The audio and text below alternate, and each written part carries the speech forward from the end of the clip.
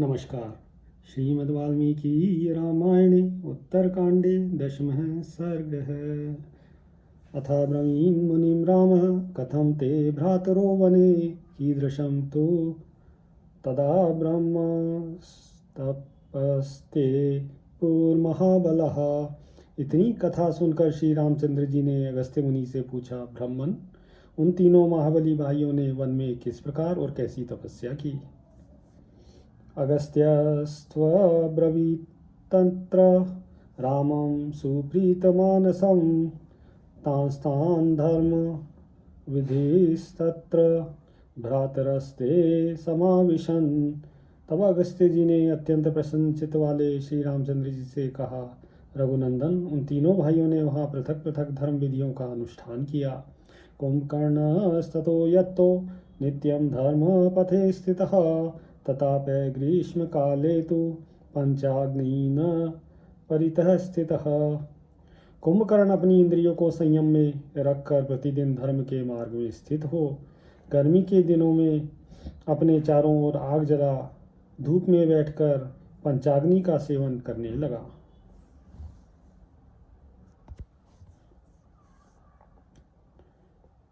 मेघाम्भूसिक्तो वर्षासु वीरासनम् असेवत नित्यं च शिशिरे काले जलमध्य प्रतिश्रयः। फिर वर्षा ऋतु में खुले मैदान में वीरासन में बैठकर मेघों के बरसाए हुए जल में भीगता रहा और जाड़े के दिनों में प्रतिदिन जल के भीतर रहने लगा। एवं वर्ष सहस्राणि दशतस्यापचक्रमुः धर्मे प्रयतमानस्य सत्पथे निष्ठितस्य च। इस प्रकार सन्मार्ग में स्थित हो धर्म के लिए प्रयत्नशील हुए कुंभकर्ण के 10,000 वर्ष बीत गए। विभीषणस्तु धर्मात्मा नित्यं धर्मपरः शुचिः पंचवर्ष सहस्राणि पादेनैकेन तस्थिवान्। विभीषण तो सदा से ही धर्मात्मा थे। वे नित्य धर्मपरायण रहकर शुद्ध आचार विचार का पालन करते हुए 5,000 वर्षों तक एक पैर से खड़े रहे। समाप्ते नियमे तस्य नन्द्रतुश्चाप्सरोगणः पपात पुष्पवर्षं च तुष्टुवश्चापि देवतः। उनका नियम समाप्त होने पर अप्सराएं नृत्य करने लगी, उनके ऊपर आकाश से फूलों की वर्षा हुई और देवताओं ने उनकी स्तुति की। पंचवर्ष सहस्राणि सूर्यं चैवान्वर्तते तस्थो चौर्ध्व शिरो बाहुः स्वाध्याये धृतमानसः। तदनंतर विभीषण ने अपनी दोनों बाहें और मस्तक ऊपर उठाकर स्वाध्याय परायण हो 5,000 वर्षों तक सूर्य देव की आराधना की। एवं विभीषणस्यापि स्वर्गस्थस्येव नंदने 10 वर्ष सहस्राणि गतानि नियतात्मनः। इस प्रकार मन को वश में रखने वाले विभीषण के भी 10,000 वर्ष बड़े सुख से बीते, मानो वे स्वर्ग के नंदन वन में निवास करते हों।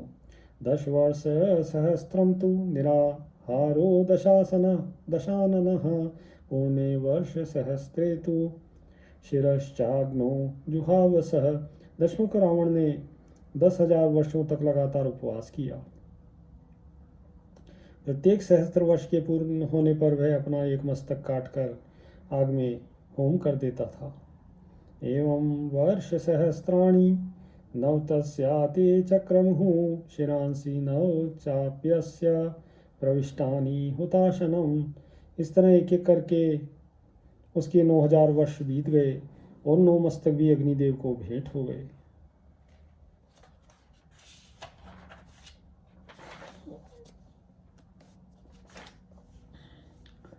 अथ वर्ष सहस्रे तु दशमे दशमं शिरः चेत्तुकामे दशग्रीवे प्राप्तस्तत्र पितामहः।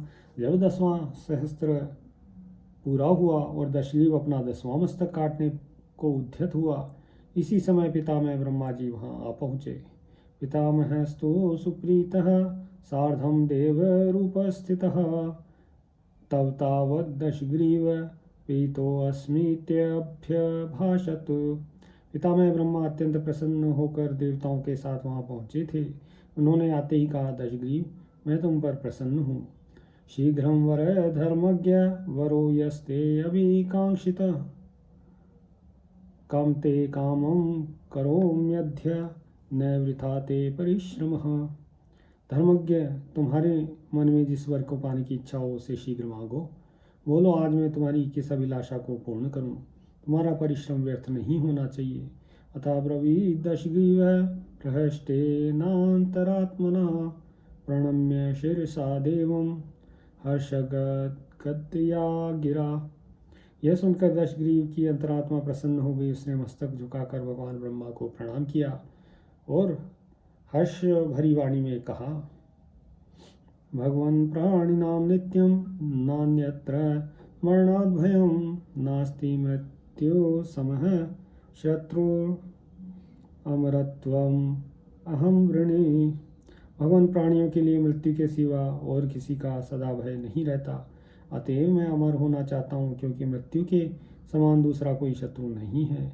एवं मुक्तस्तदा ब्रह्मा दशग्रीवम् उवाचः नास्ति सर्वाम् अमरत्वं ते वरमन्यं वृणीष्व मे। उनके ऐसा कहने पर ब्रह्मा जी ने दशग्रीव से कहा, तुम्हें सर्वथा अमरत्व नहीं मिल सकता, इसलिए दूसरा कोई वर मांगो। एवं मुक्ते तदा राम ब्रह्मणा लोक कर्तृणा दशग्रीव उवाचेदं कृतांजलि अथाग्रतः। श्री राम लोक श्रेष्ठा ब्रह्मा जी के ऐसा कहने पर दशग्रीव ने उनके सामने हाथ जोड़कर कहा, सुपर्णनागय क्षाणां दैत्यदानवरक्षणासाम् अवध्योऽहं प्रजाध्यक्ष देवतानां च शाश्वतः। सनातन प्रजापति में गरुड़ नाग यक्ष दैत्य दानव राक्षस और देवताओं के लिए अवध्य हो जाऊं।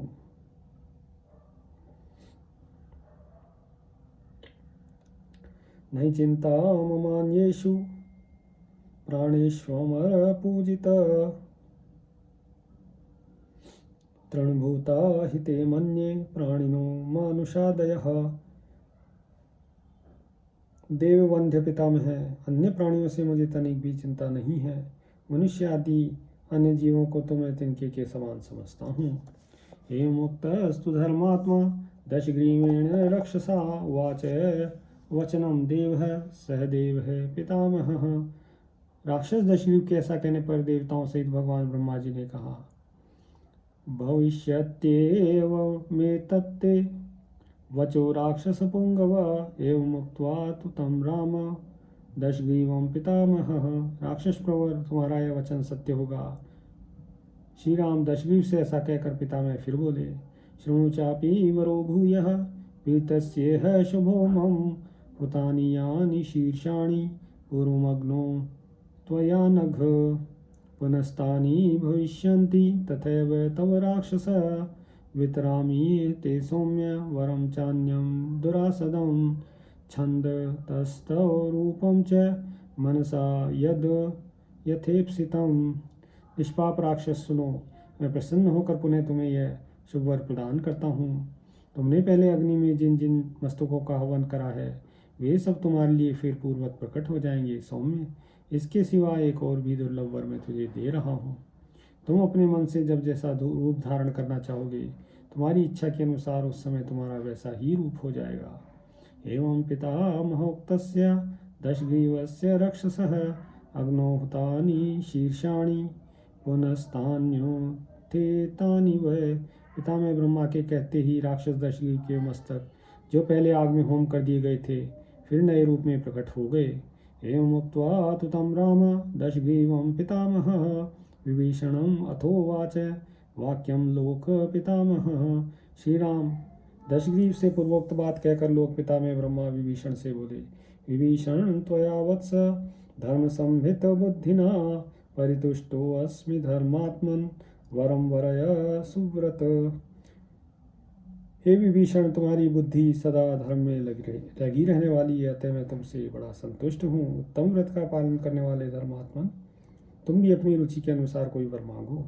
विभीषणस्तु धर्मात्मा वचनं प्राह सांजलिः व्रतः सर्वगुणैर्नित्यं चंद्रमा रश्मिभिर्यथा भगवन् कृतकृत्योऽहं यन्मे लोकगुरु स्वयं रीतेन यदि दातव्यो वरों में शृणु सुव्रत। तब किरणमाला मंडित चंद्रमा की भांति सदा समस्त गुणों से संपन्न धर्मात्मा विभीषण ने हाथ जोड़कर कहा, भगवान, यदि साक्षात लोक गुरु आप मुझ पर प्रसन्न हैं तो मैं कृतार्थ हूँ। मुझे कुछ भी पाना शेष नहीं रहा। उत्तम व्रत को धारण करने वाले पिता में यदि आप प्रसन्न होकर मुझे वर देना ही चाहते हैं तो सुनिए। परमापद्गतस्यापि धर्मे मम मतिर्भवेत् अशिक्षितं च ब्रह्मास्त्रं भगवन् प्रतिभातु मे।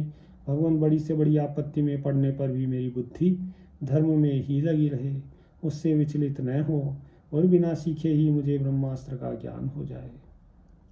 या मे जायते बुद्धि येष्वाश्रमेषु च या सा भवतु धर्मिष्ठा तं धर्मं च पालये।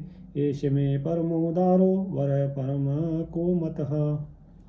जिस आश्रम के विषय में मेरा जो विचार हो वह धर्म के अनुकूल ही हो और उस धर्म का मैं पालन करूं, यही मेरे लिए सबसे उत्तम और अभीष्ट वरदान है। नई धर्मा विरक्तानां लोके किंचन दुर्लभम पुनः प्रजापति प्रीतो विभीषणम उवाच है। क्योंकि जो धर्म से अनुरक्त है उनके लिए कुछ भी दुर्लभ नहीं है। यह सुनकर प्रजापति ब्रह्मा पुनः प्रसन्न हो विभीषण से बोले, धर्मिष्ठस्त्वं यथा वत्स तथा च तद् भविष्यति यस्माद् राक्षसयोनौ ते जातस्यामिन्ननाशन नाधर्मे जायते बुद्धि अमरत्वं ददामि ते।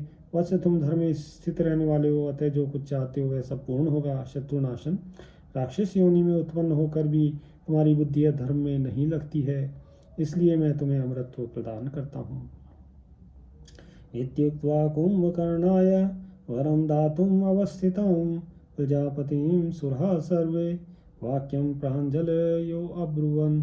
विभीषण से ऐसा कहकर जब ब्रह्मा जी कुंभकर्ण को वर देने के लिए उद्यत हुए तब सब देवता उनसे हाथ जोड़कर बोले, न तावत् कुंभकर्णाय प्रदातव्यो वरस्त्वया जानीषे हि यथा लोकान् त्रासयत्येष दुर्मतिः। प्रभो, आप कुंभकर्ण को वरदान न दीजिए, क्योंकि आप जानते हैं कि यह दुर्बुद्धि निशाचर किस तरह समस्त लोगों को त्रास देता है। नंदने अप्सरसः सप्त महेन्द्रानुचरा दश अनेन भक्षिता ब्रह्मा नृष्यो मानुषास्तथा।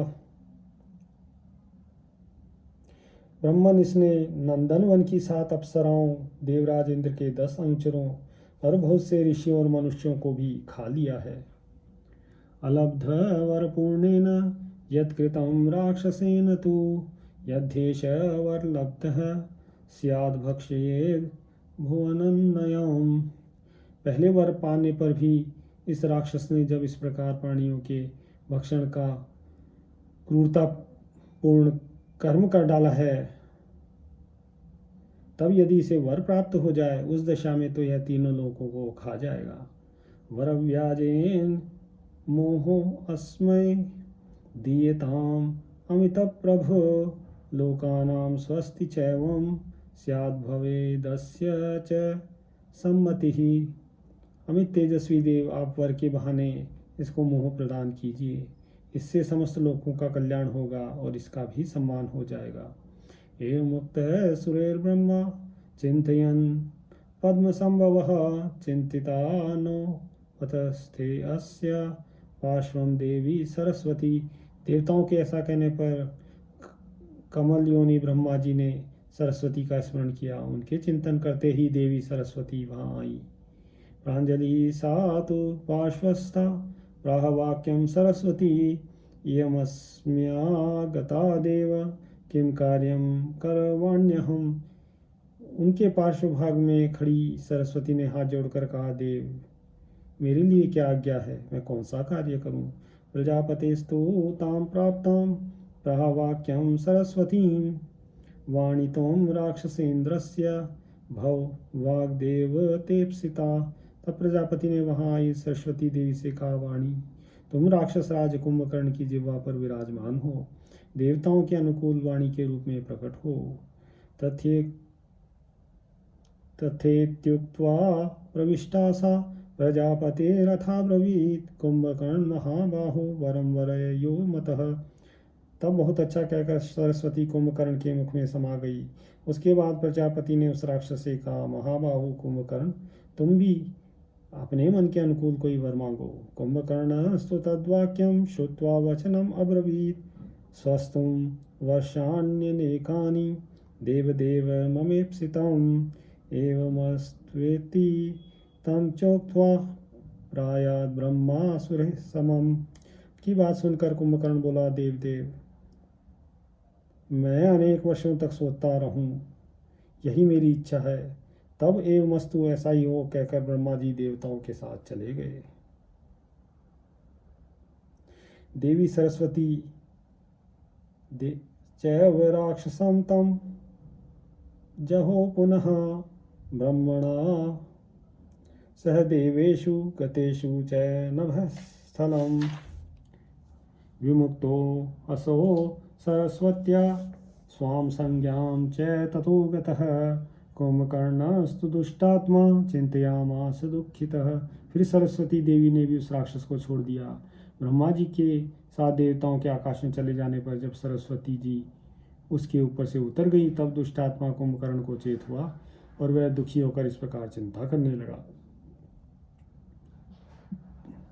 ईदृशं किमिदं वाक्यं ममाद्य वदनाच्युतम् अहं व्यामोहितो देवरीति मन्ये तदागते। ओहो, आज मेरे मुंह से ऐसी बात क्यों निकल गई। मैं समझता हूँ ब्रह्मा जी के साथ आए हुए देवताओं ने ही उस समय मुझे मुंह में डाल दिया था। एवं लब्ध वरः सर्वे भ्रातरो दीप्त तेजसः श्लेष्मातक वनं गत्वा तत्र ते न्यावसन सुखम। इस प्रकार वे तीनों तेजस्वी भ्रातावर पाकर श्लेष्मातक वन में गए और वहाँ सुखपूर्वक रहने लगे। इत्यार्षे श्रीमद् रामायणे वाल्मीकिये आदिकाव्ये उत्तरकाण्डे 10मः सर्गः। सियावर रामचंद्र पद जय शरणम्।